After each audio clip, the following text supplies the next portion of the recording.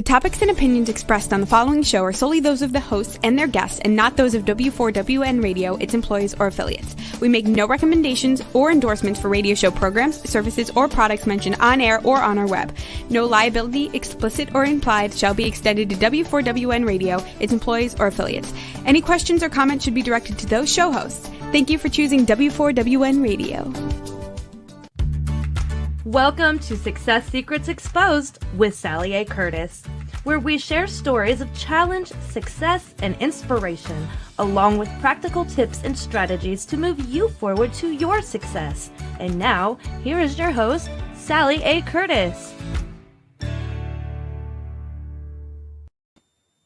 Good evening, good morning, and good day to you all, and welcome to another episode of Success Secrets Exposed, where we have conversations with today's thought leaders, change makers, and disruptors to bring you tips, tools, and strategies to help you grow.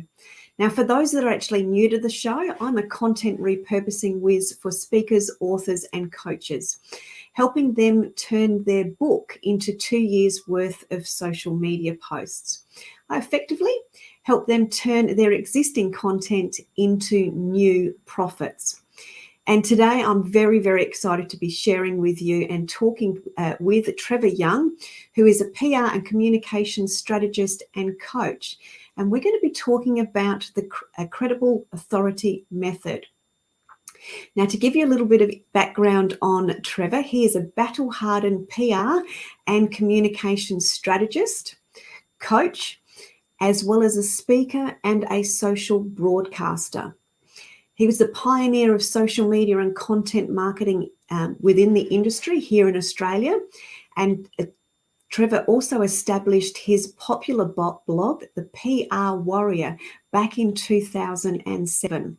He is the author of 2 books, including The Content Marketing for PR, and he hosts the very, very popular Reputation Revolution, a podcast that's all about personal brand, influence, and impact. So please help me welcome to the show, Trevor Young. G'day, Sally. How are you? Very, very well. Thank you. G'day to you as well. Yes. Sorry, that's the Australian coming out. Very much so. Hello, Sally. Great to be on the show. Thank you for having me, and always enjoy our chats. So really looking forward to getting into today. Yes, so am I, very much so, because I dare say we're going to go off on all sorts of different tangents around content, around strategy, and the way that people can level up and increase their influence for themselves as well.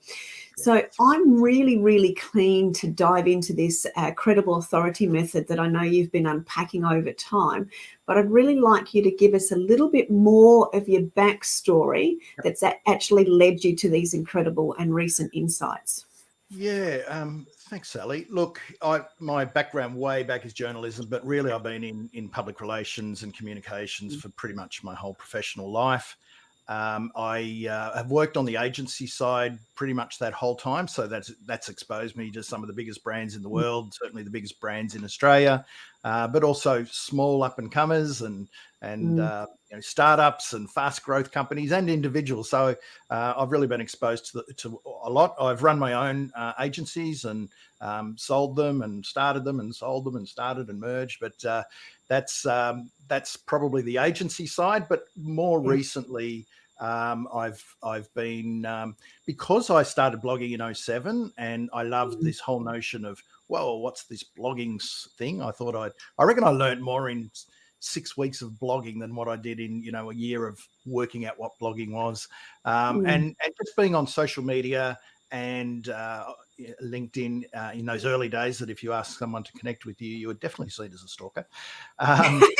Yes, so true. And Twitter in the early days, when you, like everyone, you jump on and think, what the hell is this? But then, that participating in Twitter when it was really the golden years of Twitter. And I just built my own profile. And being a PR person, I've been in the background for the whole time. And all of a sudden, people were wanting me to speak and do all this. And I've had to learn to go through all this anyway and go with it. So I guess I've tested and learned as I've gone. I've looked at blogging and podcasting for a very long time, and exploring on video and virtually every other social channel. And I'm always looking at how can we use it to build our profile and our reputation and credibility for our brand. So I've gone through that journey, and now I've really helped a lot of other people do it through, whether it's through my content, my speaking. So just for an example, because I did build that profile unbeknownst to me doing it, versus today when you could look back and say, well, I can do this, and be a lot more strategic about it. There was no strategy in the early days, but just by sheer dint of getting out and having a crack with blogging and social, I was asked to speak. I probably did 50 talks for nothing before an agent, one of the top agents in the country, happened to be in the audience, and he said, do you want to speak professionally? So I ended up getting an agent, and then I got a book deal with Wiley Publishing, which is one of the biggest business book publishers in the world. So all that happened around me because I put myself out there, and I guess from that point on, it's then what do you do with the profile and the reputation? So these days I'm more coaching. I do strategy and I coach people, and I guess at the end of the day, for my sins, I joined dots. So, for a lot of people, PR is getting media coverage, and it's so not. It may have been 20 years ago, but today that's just, I know PR people who wouldn't even talk to the media at all. And it really shocks people to hear that. But it's really, we can now become our own media channel. We don't have to be, going through the gatekeepers, but that doesn't mean that the whole media relations thing is obsolete either. So I look at all of those elements and join the dots for people, because let's face it, Sally, it's really hard to just do stuff now and to get confused, and there's so much to do, and we can't do it all, nor should we try and do it all if we want to build a brand. Yeah, I think there's two things that I've really picked up out of there. A is how serendipitous life can be when you just throw yourself in it, and how it just works itself out. But and so many people I know get stuck in that perfectionism, and I know I did that for years. But when you just launch and learn and adapt as you go is where the magic happens. So I wanted to make sure, being the bossy Sally, as so many people know me as, that we've just highlighted that again, that just dive on in, just do something and learn along the way, because that's where you'll create your own opportunities. Digital serendipity. Don't underestimate it. No ROI whatsoever on it, but boy, it works.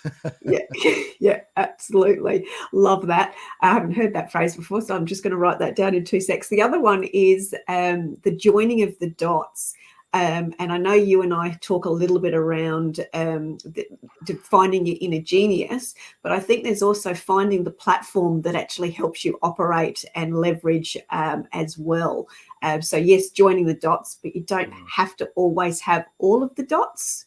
You just need to be on the right dots, if that makes sense, and the right platform. So part of what you talk about with your methodology is around empowering the voice and getting the strategy and the mindset side of things is right.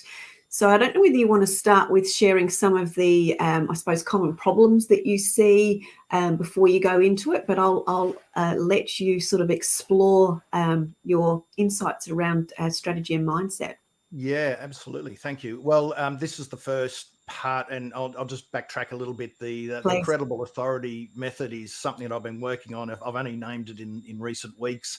I've been sort of, I guess, building it in public, but this is probably one of the very few times I've actually laid it out properly in public. So it's always a work in progress. It's like any framework that you develop, it's a couple of steps forward, one step back. But I'm pretty comfortable with it, so much so that I think this will be my next book. So I'm putting myself out there on that one. So the first part of it is empower your voice. So this is definitely the prep side of things, getting preparing, and we're talking about, I'll backtrack again for 5 seconds. This is about building a professional personal brand in a way that's strategic, sustainable, and respectful. Now, 2 words I'll highlight there. One is professional, which means this is for credible people. This is not for being an influencer or an Instagrammer or a TikToker. That's not what this is about. This is for people with credibility, who have got the chops, got the runs on the board. And in my experience, the people who are the most experienced and have got the wisdom are the ones least likely to go out and put it out there. So they're the ones I probably tend to help more, and that's why this framework I think is more aimed at them. And the other part is I said strategic and sustainable, but in a respectful way. We all know in the online world, there's a lot of people who aren't really respectful of their audience and their time, and they're always pitching, and, you know, you sign up for something and you get a million emails and all of that. This is about continuing to deliver value and being a really good digital citizen. So that's just a bit of a forward there. All right. So empower your voice really is, yes, there's the strategic part, but I think even before you get to strategy, you've got to look at yourself. You've got to get yourself right. And I don't think you can just turn this on. This is, looking at things like imposter syndrome, which I know a lot of people have. I know I've had that or suffered from it over the journey. It's not something you click your fingers and fix. Perfectionism, the pursuit of perfectionism. I know a lot of, really great professional people and business leaders who suffer from that. So they get into paralysis. They never actually put anything out or ship it, as Seth Godin would say. And those sides of things where it's about, it's a lack of confidence. And again, the people who have got the runs on the board often aren't overly confident putting themselves out there. And, you say putting yourself out there, I say putting yourself out there. That's really about creating content, getting out on social media and having a point of view and sharing your ideas in public. That's what we're normally saying there. So really, I think it's a matter of, if this is something that you do struggle with, that you do try and, find ways and means. I don't think you need a psychologist. My theory is you just go out and do it. And I know that's easier said than done, but, if I looked at speaking, I was in imposter syndrome for years on that.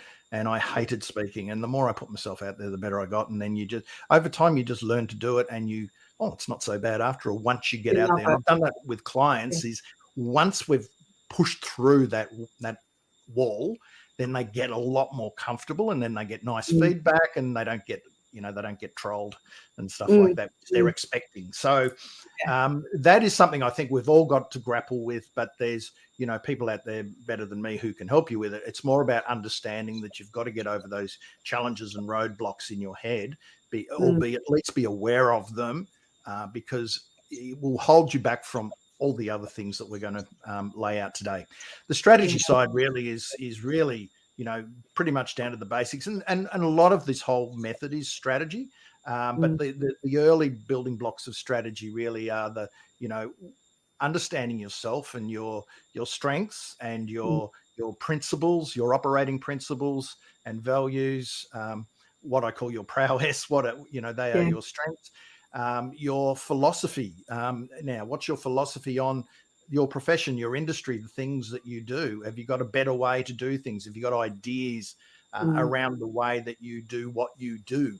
Sometimes you might have an enemy.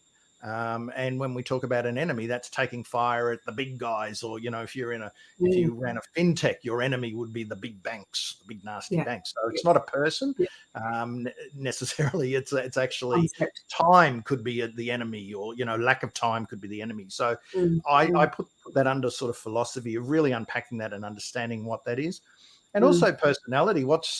Is there a quirky trait or something that, they accentuate to differentiate? They say, you've got the red glasses, you're full red, I'm full black.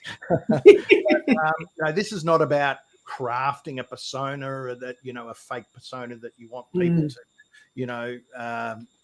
that it's not you, it's not authentically you. But I know some people who, one guy who's really big in Europe, and he's a great content guy and marketing guy, and he's a rock band photographer. He takes photos at rock bands. He loves heavy metal music, and he tries to bring that aspect to him. So in a world where it's really hard there's a lot of noise and really hard to differentiate, I think sometimes is there a little quirky thing that we can do, that a signature. Now, it doesn't have to be visual. It might be, a passion for something, it might be passion for dogs. I say that because we just got a puppy 2 days ago, and he might start yelping any minute now. But, what's your passion? And maybe you can infuse that into what you do. But that's really just getting and understanding yourself. Then, of course, it's things like, what do you want to be achieving? What are your goals when it comes to, okay, I'm going to I've already got a personal brand. Everyone's got a personal brand, whether you like it or not. So why wouldn't you want to have some influence over that, is the way I look at it. So if that's the case, then if you're going back to scratch and going back to basics, what do I want to achieve if I do build a brand?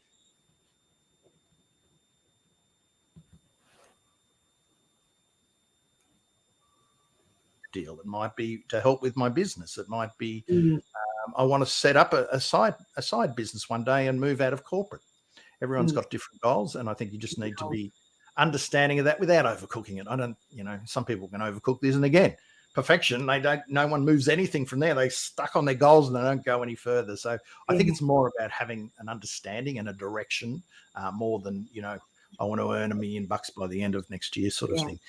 And so that's sort of that understanding, your goals, your audience, what you're trying to achieve, and the things with the audience too. And once you get into content, you really unpack your audience a lot more.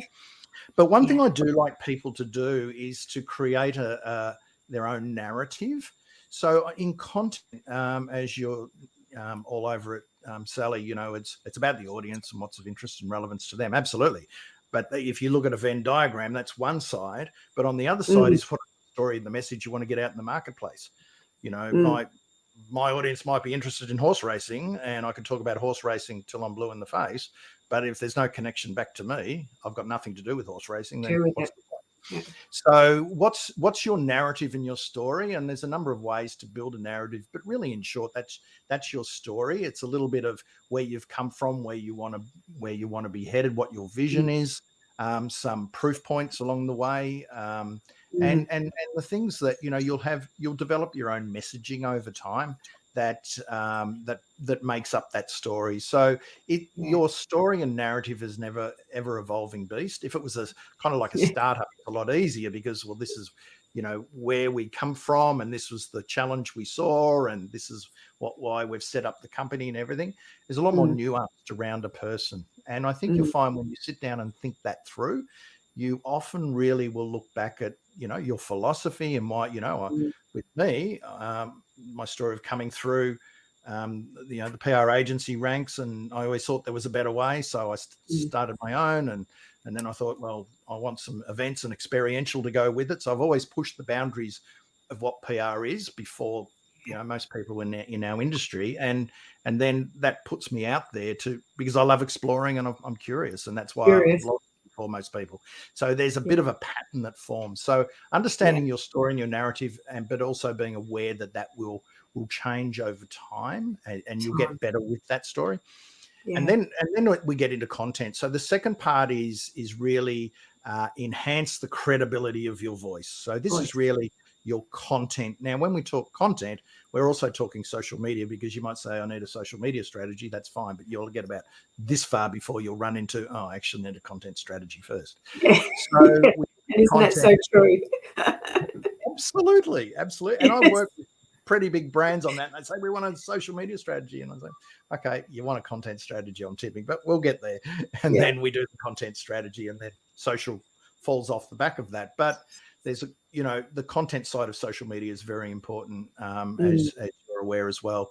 So, I mean, content is everything. This is when you do delve into your audience, and you do delve deep into your audience, and you'll always get a better understanding of your audience. If you're a smaller business and a smaller player, you'll probably understand your audience much better than a bigger company that does everything in focus groups. But if you're close to the ground, and you're talking to your customers and potential clients and that sort of thing, the questions, their pain points, and so that's good. But there's two parts. This is where it'll get really interesting too, because there's a number of different parts of content, but I like looking at there's the utility side, and that's the best place for most people to start. And that is really being useful and helpful, because you can't go wrong being useful and helpful. And that really is your answering people's questions and their challenges and their roadblocks and all of that sort of stuff, which is what probably traditional content marketing is about. I'm more about, and if you want to sort of stay the professional expert, and that's where I want to be. I don't want to be a thought leader. I want to be an expert. That's where you'll stay, and you'll go deeper than anyone else. It's becoming very crowded in most industries. So you've got to understand your niche, and you've got to go deeper than everyone else and put your passion and enthusiasm into your content, because why should people listen to you versus this person over here who's pretty much in the same space? The next one on is leadership content. And leadership content is, look, people don't know what they don't know. I always think Seth Godin is a classic exponent of leadership content. He's not there solving your problems. He's poking you in the eye, metaphorically. He's poking the bear, as we call it here. Have you thought about this? And that's about putting ideas out there and running with it. And I know we think that thought leadership is this big, lofty, highfalutin thing, and the marketing game is, the whole online world's killed off thought leadership of what it really means. I'd love to reclaim it back again. I think the world needs more thought leaders. We need more experienced people out there pushing us to think bigger. Pushing our thoughts and our ideas, but a thought leader should never just be, the old school thought leader would sit there and pontificate, and this is the way it is. Whereas today's thought leader really, is bringing people along for the journey is just as important, and listening to other people and helping, again, join dots of things, of some ideas. And, those ideas can come from anywhere, and they'll often be tied back to your philosophy and what you're thinking, and you'll probably start creating a lexicon, your own language around things. But that's the one that will rise you above others. You might be controversial, you might be thought-provoking. It's not about being controversial for controversy's sake. I know people that love being controversial, and they stand out and they build massive followings, and good on them. But that's not for everyone. And so I think leadership. Sorry, go. No, I was just going to say, I just wanted to dig into that, because I put a big circle around philosophy, because in my world, the word was, you need to be a disruptor. And I do have that in part of my introduction.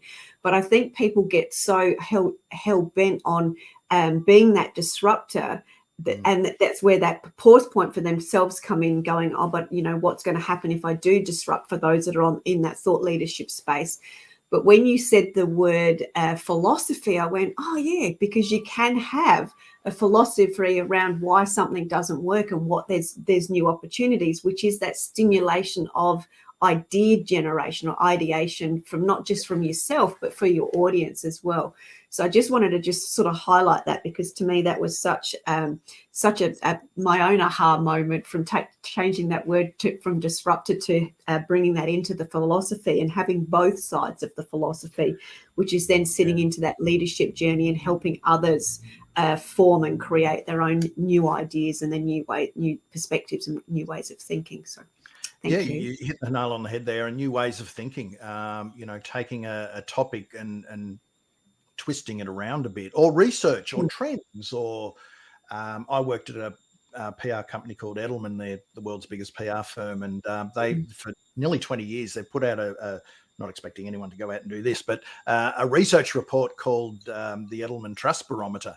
And they are now the leaders in trust, in terms of what it is, what it means, and the trends and all of that sort of stuff. And that's a classic big, thought leadership play. Nice. But it doesn't mean I know others that do research at a really much smaller level, and then get some ideas out of that, and then take that thread through as a discussion point. Maybe it's a discussion thread on Twitter. And so it's really about, being prepared to be wrong, and putting an opinion out there, but an opinion based on, hard graft and experience, and, research that you've done. And it might be research, if you're in an organization and you see what's happening within that social, and people might be, it's not business necessarily, it could be a social issue. And highlighting that social issue, and we can do better than that. And have we thought about going down this path? So thought leadership is like, and I deal, unfortunately, with a lot of nuance in everything that I talk about. This is why you've got to sort of work where you want to fit in this world. Yeah. So content, we know that content then will become, our audience, but also what will they find interesting? And we can't be all things to all people, so we need to work that out. But I just thought I'd bring the utility and the leadership content, highlight it, because sometimes are you someone who wants to be the expert, or do you want to be the pushing forward and curious and that side of things? And usually people will veer one way or the other, and there's no right or wrong, by the way. It's actually, I listened to a good podcast the other day, and I might get the name wrong of who it was, so I won't say it, but they were talking about a similar sort of a thing, but their whole thing is expertise is becoming a commodity, and you need to be a visionary. So I might say a thought leader or a leader, and they're saying visionary, and I think, well, that's very highfalutin, so that might scare a few people off. But it's the same. It's the same thing. You're probably going to veer one way or the other.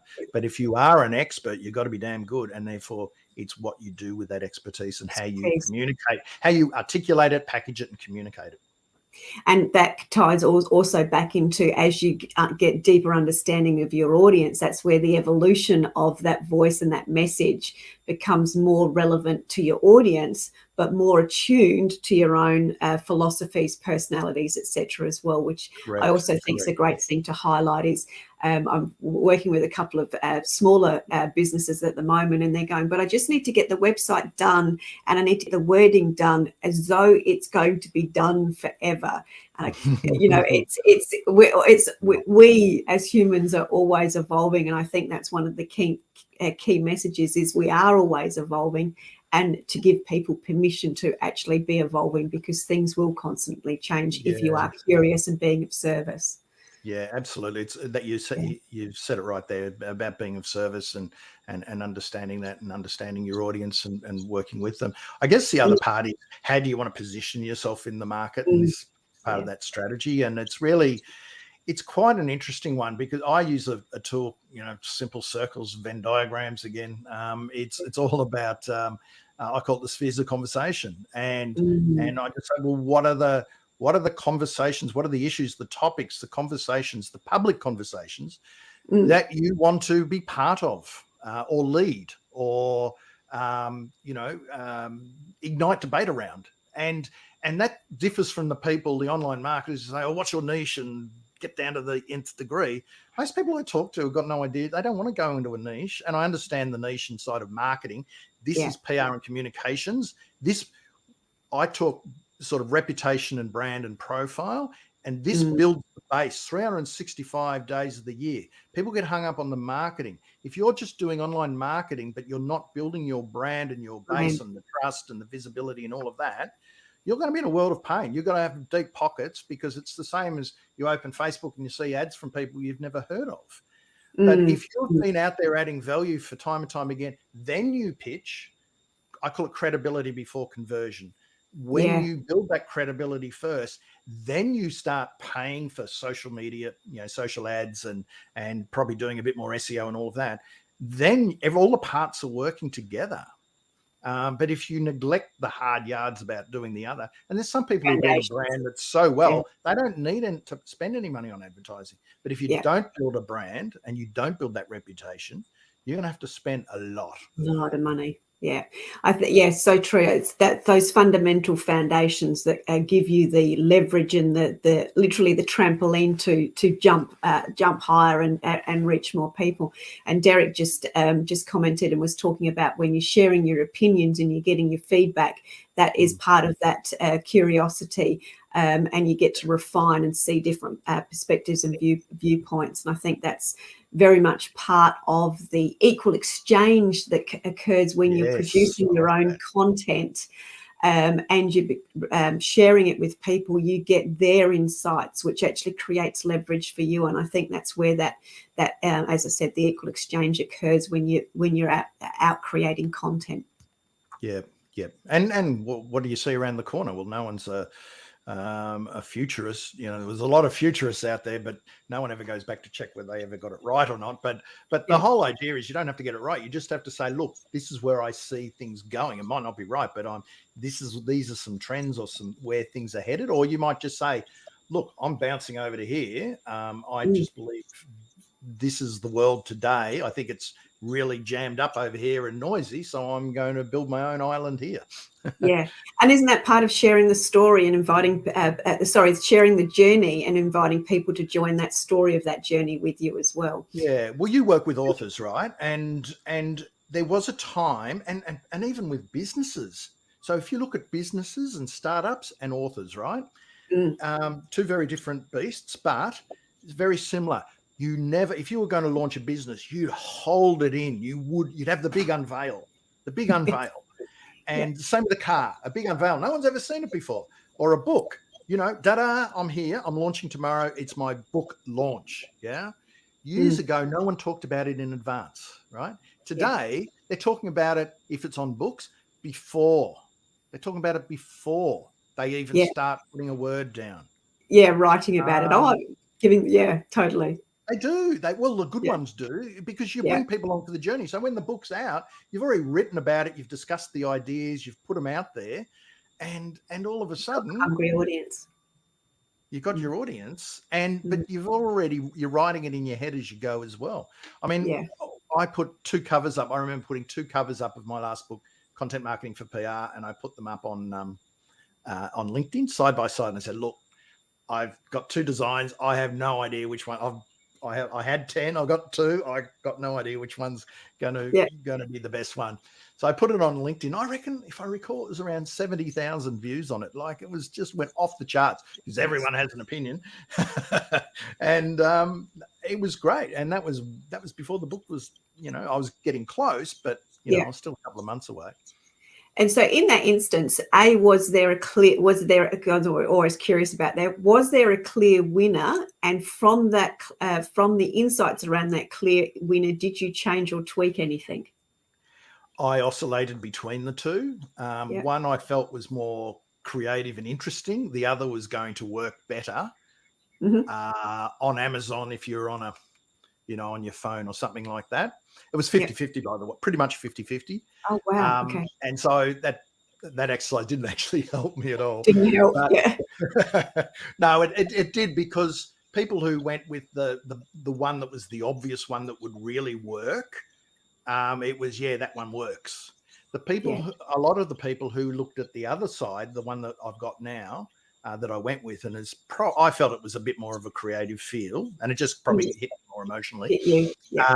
They had a little bit more to say about, it says this or whatever, and I felt that was where I am. So that's me. You'll have some people say, well, this is going to work because it's true to type, and it's pretty obvious and it stands out. I'm not that person. I'm saying this is cool. I'm going to go with this. It's the same with an SEO headline of an article. Do I want an SEO headline that's boring, or do I want that's really interesting? I'll go with the interesting one. I know that, and I know there's right and wrong with all of that, but that's the way I'm wired. Yeah, and doesn't that come back to the very first conversation we had around understanding who you are and how you play your game, so you know which way. So you've got your consistency of brand and of your own demonstration of who you are to your audience. Correct. Yep. Understanding yourself, and we've all got to have that introspection at some time, but particularly if you're going down this path, it's a good idea. So and content then is around, the social media channels that you're going to use and where your audience is. But, like, the only other thing with that is that, your audience might be on Facebook, but do they want to hear from you on Facebook? If you're a business, well, yes, my audience is on Facebook, but the sort of things I talk about might not be right for Facebook. Look, I think you need a 1-2 punch. You need a one main channel, and you need a sort of a backup a secondary one that's social. But then I'm a believer in having an owned media, committing to one owned media channel, and then mastering that and moving on. So that is it is it a podcast? Is it an email newsletter that you're building? Is it a blog? I think everyone should probably have a blog anyway, because all your podcasts go on a blog anyway. Blogs. But is it text? Are you going to write articles for your blog? Or are you going to have a YouTube show? Now, yes, I get the fact that YouTube, you don't own it. It's not an owned media asset, but it kind of is, because you just take the videos and you put them on your own channel anyway. So are you going to go with video, live streaming, text-based articles, audio or email newsletter? They're pretty much what you've got to play with. And the thing is, if you don't like being on video, don't do video. If you love writing, you've got to write. You might say, but my audience doesn't read. Of course they read, like you've got to do what's going to give you longevity and you're going to get you excited. And once you do that, then you can cross boundaries a bit, then you can write and you can do a few things. But I'm more cognizant of getting people getting going, because if they try and do everything, and when after you've been doing it a while and you've got some help and you know where the dots join and everything, that's when you take it up a notch and you build that omnipresence online. And I think that can be incredibly powerful if you've got the will and the resources to do it. That really puts you ahead of the pack, because you're going to be seen everywhere. Well, hopefully in the right places, not everywhere. Yeah, beautiful. I'd like to also explore one of the things that you said in your recent blog as it related to extending your reach of the voice was understanding who influences them. Yes, so that's the third E. So the first one was empower your voice, enhance the credibility of your voice. This is extending the reach of your voice. Now, this is just by way of context. This is about, there's two parts to this. One is about, spreading your story and your message and your ideas further than your existing network and audience. And then it's also about building that audience, but it's not about numbers per se. I think the secret really is the community and building a better connection with your audience. So let's take the extending your reach and reaching beyond your networks. So the things to do here really are what we call media relations in the PR game. This is what a lot of people think public relations is. It's media relations. And this is really, is there a radio show you need to be on? Is there a newspaper or local press, or, probably more likely an industry publication or blog? And I like the hybrid ones, which are run professionally, but then they're still run by one or two people. And they've, they run on the smell of an oily rag, and they often need content. So the hybrid ones are really, really good to do.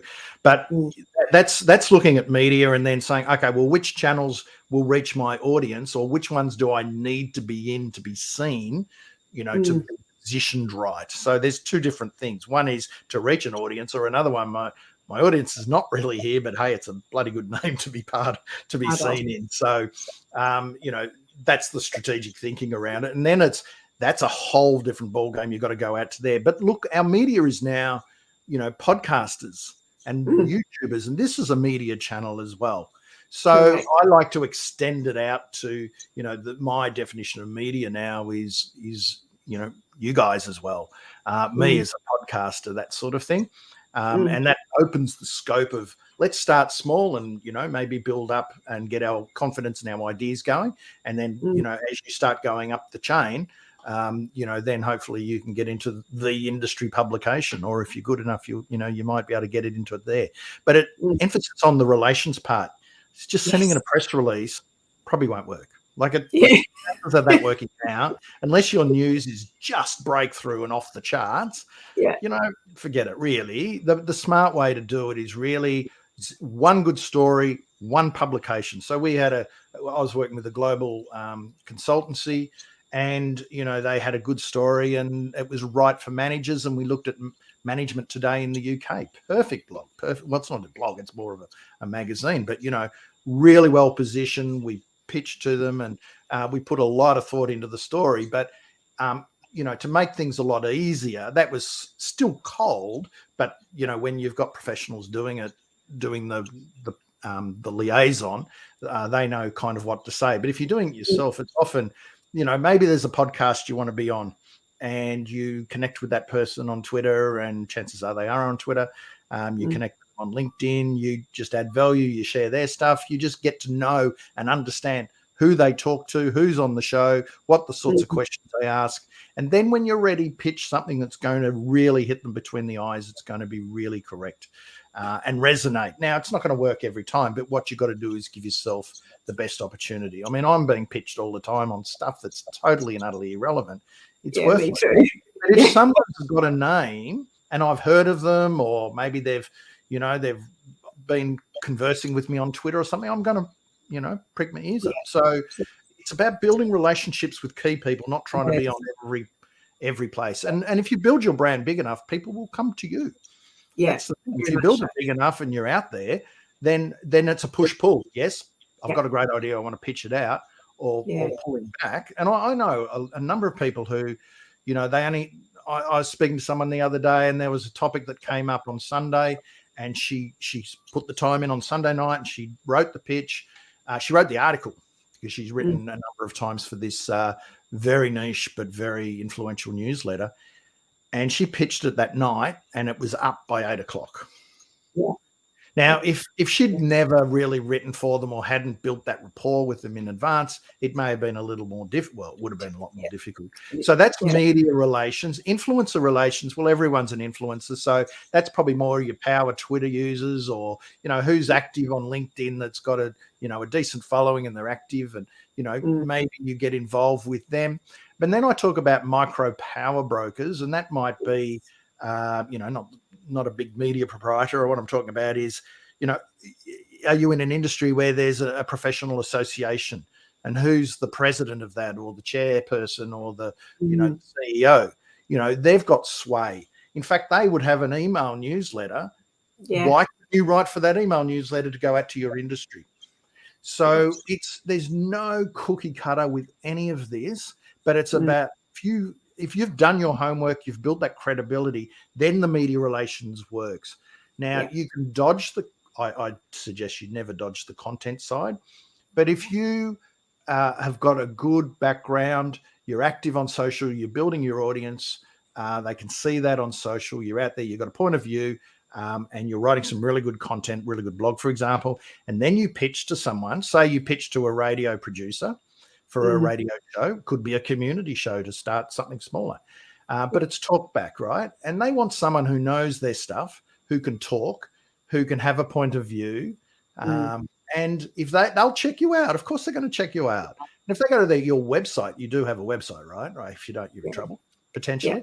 But you've got to make it easy for them. If you've got a website with your blog, or send them to the blog, or you've got a medium.com blog or whatever, you send them to that. They have a look. Okay, I'm comfortable now. Because all producers want is comfort. Because if they put the wrong person on, then the person who's hosting the show is, pin them back by the ears later and say, "Where'd you get that mug?"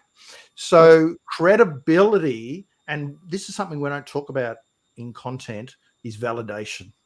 So this is validation for clients and customers and media and other influencers.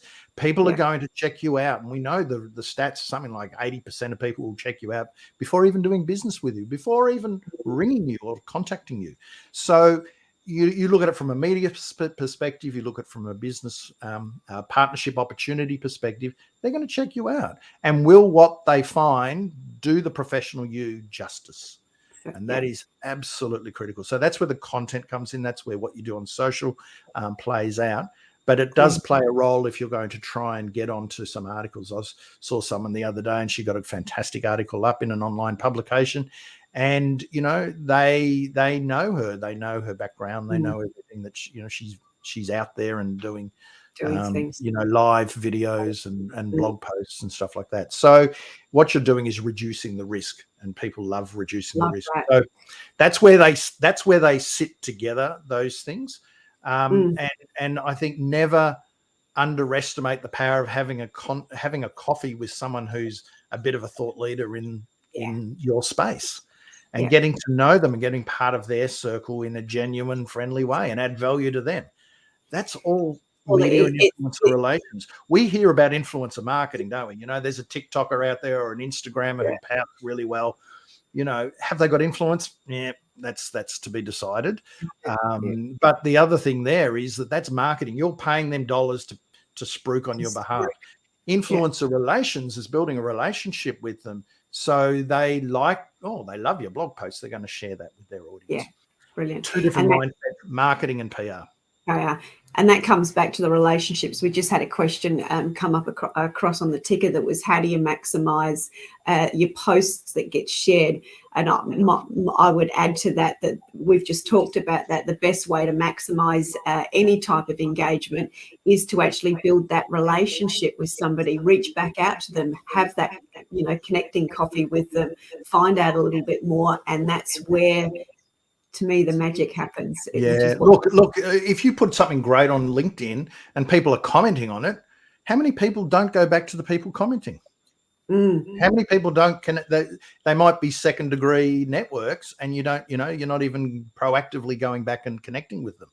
Look, it's about, if people are putting comments on or following you or sharing your stuff or whatever, you want to acknowledge that. And that's part of that, growing that audience. That's the slow, sustainable way of growing that audience.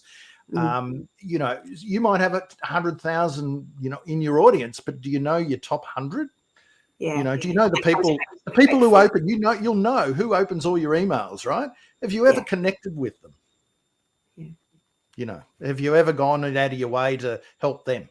No. Yeah. So they're the little things that, if you look at it strategically, it makes sense, but it's small things. But once you understand that, it becomes part of your daily habit. That's when extending the reach of your voice can be very powerful, because then it could be on the stage.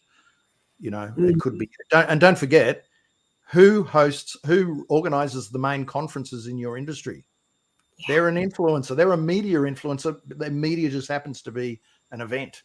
So if there's an event you need to be on, you know what to do. You've got to start preparing for that and find out who to get close to, and just pitch a great idea. And you might lose one year, but you'll back it up the next year, And I think that's just as I'm just watching the time, because I know you and I can go a lot, keep going and keep going and keep going. I think one of the key, no, it's been brilliant. I think that's one of the key things, is those daily habits of connecting with the right people and building the relationships, because that to me ties into your strategic, sustainable and respectful. Yeah. I'll finish that. But please wrap up anything that you'd like to in the last few minutes. Well, you just said about that relationship side of things and connection, and make it part of your daily habit. I look at PR as identifying, it's about deepening the level of connection with the people who matter the most to the success of your business or cause or issue, if you're in the non-profit social entrepreneur space. Who are they? Are you literally deepening your connection with them? And content plays a role, social plays a role, coffees play a role, all of that. I'll just wrap up very quickly with extract. The fourth E is extract the value from the profile and the reputation that you build. That's the commercialization of your brand. That's when it's what opportunities are out there over and above what I'm already doing to do this, because we've got the tools, the technology, the wherewithal now to do that. And it also will be that, that's where you probably start paying for, if you want to start scaling, ramping it up around your ideas, that's when you get into the more hardcore paid for digital marketing initiatives. Brilliant. And I've just asked Roxy to pop the ticker up for everyone so they can see that as they're listening, and as we close out. This is Trevor's highly sought after e-news, and the best way to connect with him and certainly get some more of these tips to give you great forward movement as it relates to increasing your visibility, your impact, and your positioning in this thought leadership space. So do jump on and grab the opportunity to connect with Trevor in that first element. So Trevor, thank you very, very, very much for sharing so much of your incredible insights. I think we might need to do another show, because I think there's a lot more that we can actually unpack together. I've got at least 4 or 5 other questions circled on my notes to discuss with you. So I think we might have to do that at some time. So thank you very, very much for sharing so much wisdom with us. And please reach out to Trevor Young through LinkedIn. It's one of his favourite places to be. You'll also find him on Twitter, but the best place to drop on in is on LinkedIn. So Trevor Young on LinkedIn, and do jump onto his newsletter as well. Thank you very, very much. Look forward to seeing you all again next week. Thank you very much, Trevor. And we'll see you again very, very soon. That's it for this week's episode. Thank you so much for joining us, and I trust that you got some inspirational tips to move you forward. You can find this episode along with many more on your favorite streaming platform such as iHeartRadio, Spotify, iTunes, and more. See you next Thursday at 7 p.m. Eastern Time for more Success Secrets Exposed with Sally A. Curtis.